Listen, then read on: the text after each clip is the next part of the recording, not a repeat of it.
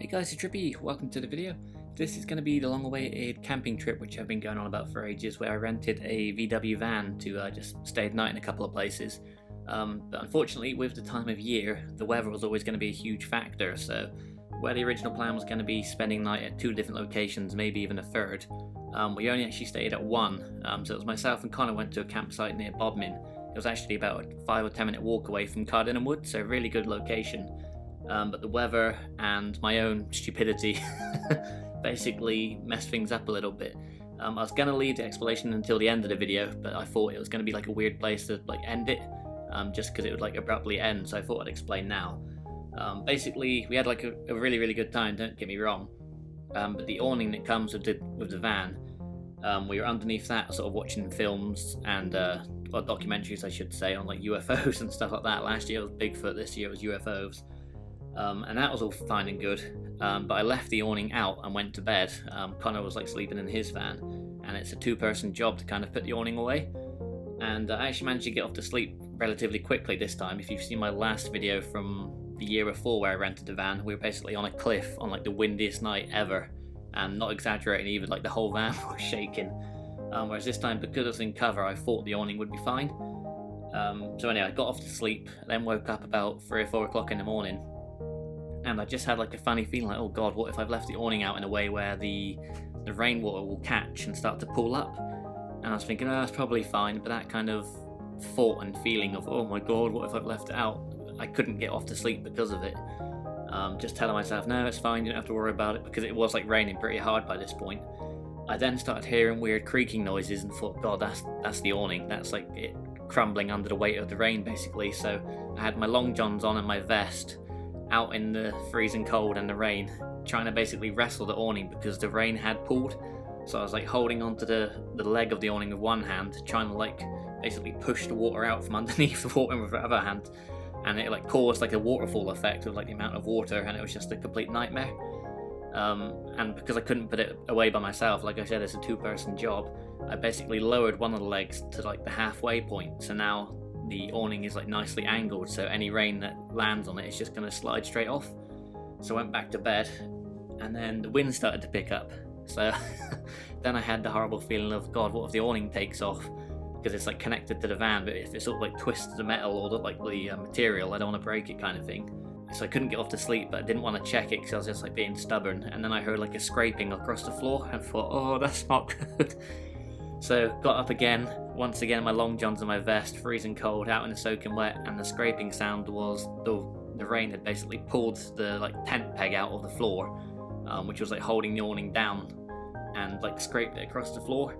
So I had no choice but to try and put the awning away by myself in the middle of the night. Again, it's probably 4 o'clock, half 4 in the morning at this point. So after about 20 minutes of struggling and getting soaking wet, I managed to get it away, and it was just a complete nightmare. It's funny to look back on now. But that whole experience, I thought, oh god, I don't know if I want to do this again. So anyway, I went back to bed, waited for Connor to wake up, sort of had a chat with him, saying look, I'll see how I get on tonight with Lisa at the other campsite. But by the time I got home, I started talking to the people at One Wheel, or Riding Glides, that's where I got my One Wheel from, the electric skateboard, trying to exchange the one that I use for a different one because it's easier to ride, because they basically have a no returns policy. But they were really nice on the emails, and basically said, look, if you want to do this, we can send someone to pick it up tomorrow, as long as you're home for it. So I spoke with Lisa and said, look, I'm absolutely knackered from the night before. I need someone here to, wait for this courier to come and collect the One Wheel. So, do you just not want to go camping? We'll just sort of stay here instead, because she wasn't looking forward to it anyway. So we cancelled day 2. Just so I could basically get with a One Wheel and get a decent night's sleep. So yeah, basically the courier came, collected that, so I'm just waiting for the new one to be delivered, and in the meantime dropped off the van back up to Oakhampton. So the 3-night trip, or 2 or 3-night trip, basically went down to one kind of bad night. But the time we spent in Bodmin, god, that was almost 5 minutes of explaining. Hopefully I haven't rambled on too much. But yeah, this video is going to start with me and Connor a bit lost in the fields trying to find Cardinham Woods.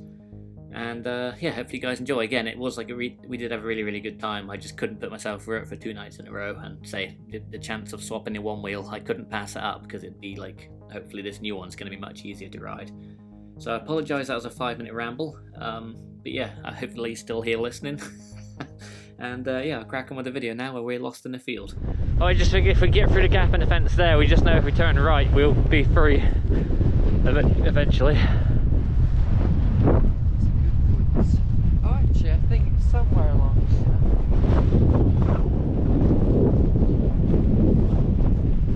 here. Every time I feel a squelch, I think it's mud, and I look down and it's poop. That's barbed wire, I don't even see that.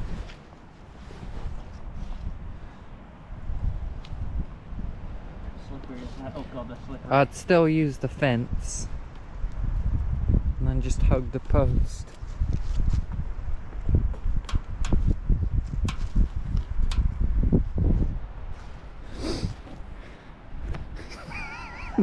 I wouldn't trust that slippery log. Oh no, old Pa, no one's gonna have my legs broken. Get a big scratch on your leg. Ready? You've really set yourself up badly on this one. I'm gonna go for it. You got so tangled up. Now we see how the expert does it. Like a graceful gazelle. That's how I thought you would. Oh, my leg! God, it really did get me. Yeah. I mean, it's like rusty, but we'll go back to the campsite to city boys. I'll leave for 10 minutes, someone comes back covered in blood. Ow. Shite all on his shoes. If at least at the minute it's dry. Oh, it's like a proper old engine house out here.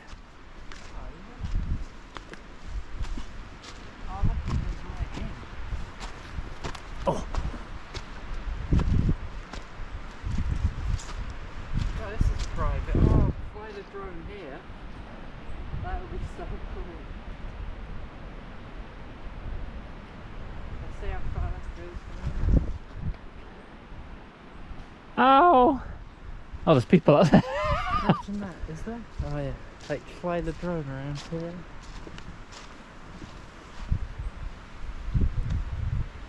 God, I'm just trying to catch my breath, I'm so unfit.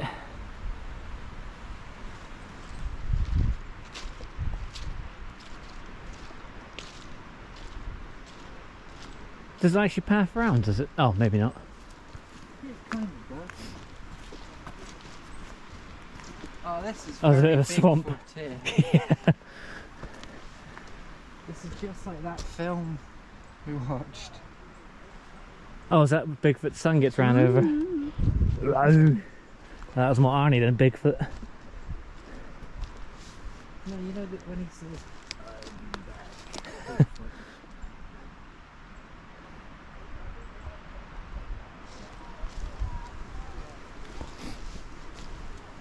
well, you probably won't come back here, will we? Why is that? Well, just because like when we get back to camp, we're not going to come back, are we? Oh, you want to stay here for a bit, do you? Well, no, I was just thinking about flying the drone around that bit. Oh.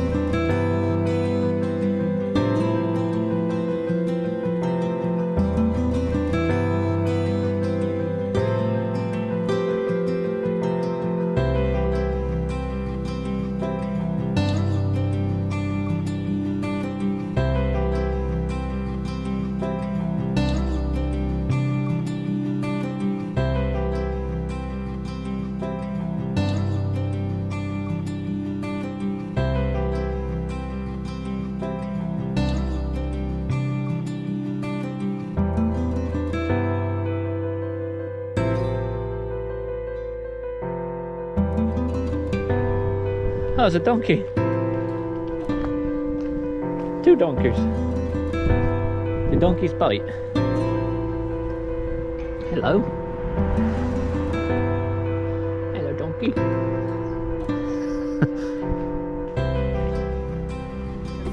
He looks a bit bewildered. They're not doing any donkey rides. Oh, is that a thing they're doing? Yeah, it said the donkey rides are off at the minute. Just gonna change my shoes and all.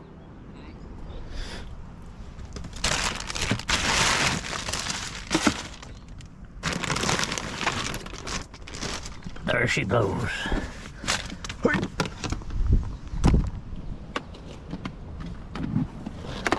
Oops.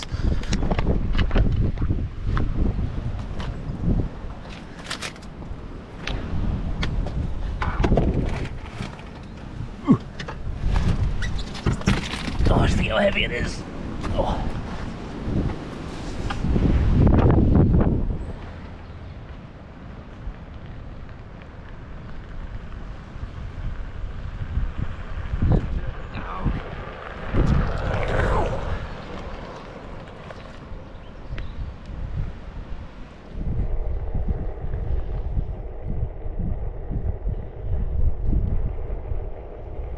I might have to speed up the video to make it look like I'm going faster, so it's more impressive looking.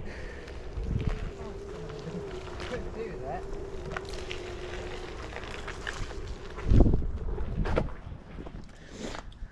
Slowly getting set up. Bit of a mess at the minute, but we'll get there.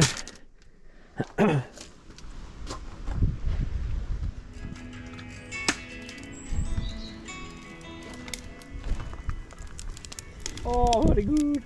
It's good when it gets dark and when it gets half an hour. I was going to say, do you think we should save the wood? If it goes out, just let it go out. Oh, we can always buy more, I guess. Yeah. So you can buy it. Do you want to go and find out from her just in case? I thought she said earlier you could buy more, didn't she? Why don't we just get more? So we got like 5 or 6 hours to get through here. If you want to. There's a little bit dotted around. First of many. How long do you keep them on there? Just until they're brown, I guess? Yeah, just till they start, just before they burn.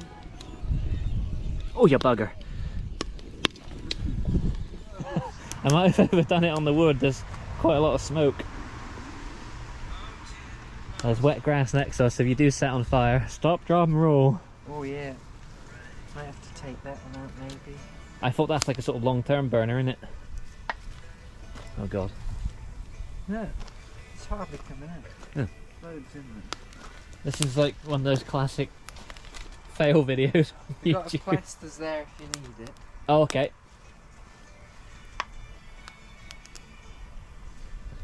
Is it lighting? Oh, there we go. Hey-oh! Fire! Temporary fire. It's all good wood. I don't know why it's not taken. Might just be that big one's like stifling it a bit. Well, I think the big one is like the smaller one sort of start it, and the big one is like the long burner. Yeah, but once you have it goes. to sort of. It takes a long time for the big one to get out, and if the big one's on top of the fire, it sort of starves it of oxygen because there's no hole in the bottom of that. Oh yeah. So all the oxygen's coming in through the top. Shall I throw some small ones on top? I mean, it is. You can see the embers underneath. Never mess with the little rascals.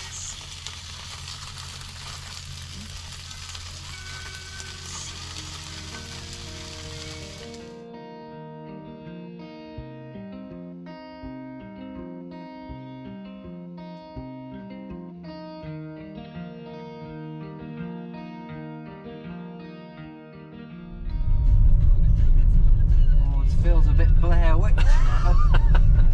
We'll never find that campsite again.